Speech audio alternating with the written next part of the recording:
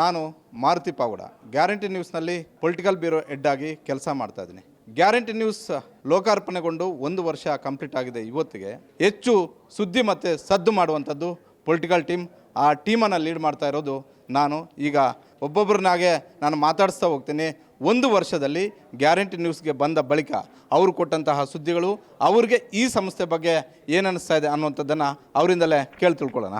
ಮೊದಲಿಗೆ guarantee news channel ಆರಂಭ ಆದಂಥ ಸಂದರ್ಭದಲ್ಲಿ ಕೆಲವು ಆತಂಕಗಳು, ಅಳುಕುಗಳು ಇತ್ತು. ಯಾಕಂತಂದರೆ ನಾನು ಇಲ್ಲಿವರೆಗೂ ಸಹ ಜಿಲ್ಲೆಯಲ್ಲಿ ಕೆಲಸವನ್ನು ಮಾಡ್ಕೊಂಡು ಬಂದಿದ್ದೆ. ಆದರೆ ನೇರವಾಗಿ ಬೆಂಗಳೂರಿಗೆ ಬಂದು ಅದು ಒಂದು ಕಾಂಗ್ರೆಸ್ ಬೀಟನ್ನು ಹ್ಯಾಂಡಲ್ ಮಾಡೋದು ಬಹುದೊಡ್ಡದಂಥ ಸವಾಲಾಗಿತ್ತು. ಆದರೆ ನಮ್ಮ ಜೊತೆಗೆ ಇದ್ದಂಥ ನಮ್ಮ ಪೊಲಿಟಿಕಲ್ ಹೆಡ್ ಆಗಿರ್ತಂಥ ಮಾರುತಿ ಪಾವಗಡ ಆಗಿರಬಹುದು ಮತ್ತು ಇಡೀ ನಮ್ಮ ಮ್ಯಾನೇಜ್ಮೆಂಟ್ ತಂಡ ಸಂಪೂರ್ಣವಾಗಿ ನಮ್ಮ ಬೆಂಬಲಕ್ಕೆ ನಿಂತ್ಕೊಂಡ್ರು.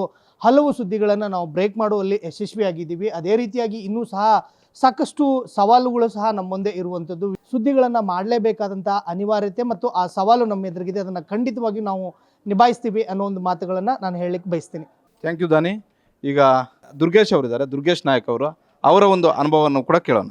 ಗ್ಯಾರಂಟಿ ನ್ಯೂಸ್ ಆರಂಭ ಆದಂಥ ಸಂದರ್ಭದಲ್ಲಿ ಇದೊಂದು ಗ್ಯಾರಂಟಿ ಎಲ್ಲ ಚಾನಲ್ಗಳಿಗಂತೂ ಇದೊಂದು ಚಾನಲ್ ಆಗುತ್ತೆ ಅನ್ನೋಂತಹ ಮಾತುಗಳು ಕೇಳಿ ಬರ್ತಾ ಇತ್ತು. ರಾಜಕೀಯವಾಗಿ ಎಷ್ಟರ ಮಟ್ಟಿಗೆ ಸದ್ದಾಗಿತ್ತು ಅಂತಂದರೆ ಗ್ಯಾರಂಟಿಗಿರುವಂಥ ಒಂದು ವ್ಯಾಲ್ಯೂ ಗ್ಯಾರಂಟಿ ನ್ಯೂಸ್ ಕೂಡ ಒಂದು ಸರ್ಕಾರದ ಭಾಗ ಅನ್ನೋ ಲೆಕ್ಕದಲ್ಲಿ ಆಗಿತ್ತು. ಆದರೆ ಇದೀಗ ಅದನ್ನು ಮೀರಿಸುವ ನಿಟ್ಟಿನಲ್ಲಿ ನಾವೆಲ್ಲರೂ ಕೂಡ ಕೆಲಸ ಮಾಡಿದ್ದೀವಿ. ಜೊತೆಗೆ ಗ್ಯಾರಂಟಿ ನ್ಯೂಸ್ ಚಾನಲ್ಲು ಅತಿ ಕಡಿಮೆ ಸಮಯದಲ್ಲಿ ಭಾರಿ ಸದ್ದು ಮಾಡಿದೆ. ದೊಡ್ಡ ದೊಡ್ಡ ಸುದ್ದಿಗಳನ್ನ ಮಾಡುವ ಮೂಲಕ ಈ ಒಂದು ಗ್ಯಾರಂಟಿ ನ್ಯೂಸ್ ಸಾಕಷ್ಟು ಶ್ರಮವಹಿಸಿ ಕೆಲಸ ಮಾಡಿದೆ.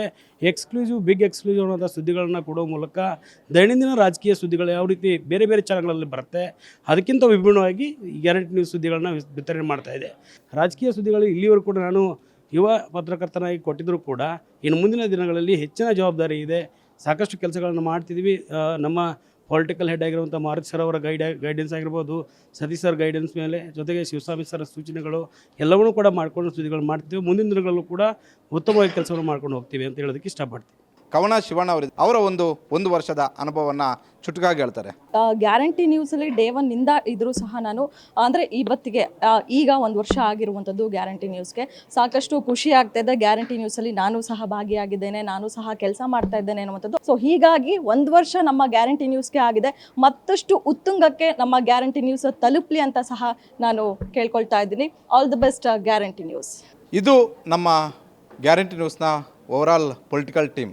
ಒಟ್ಟಾರೆ ಒಂದು ಚಾನಲ್, ಅದು ಯಾವುದೇ ಚಾನಲ್ ಹೆಚ್ಚು ಸುದ್ದಿ ಮತ್ತು ಸದ್ದು ಮಾಡುವಂಥದ್ದು ಪೊಲಿಟಿಕಲ್ ಟೀಮ್ ಆಗಿರೋದ್ರಿಂದ 1 ವರ್ಷ ಭಾಳಷ್ಟು ಆರಾಮಾಗಿ ಕಳೆದೋಗಿದೆ. ಅದೇ ರೀತಿ ನಮ್ಮ ಮುಂದೆ ದೊಡ್ಡ ಸವಾಲು ಕೂಡ ಇದೆ. All the best guarantee news.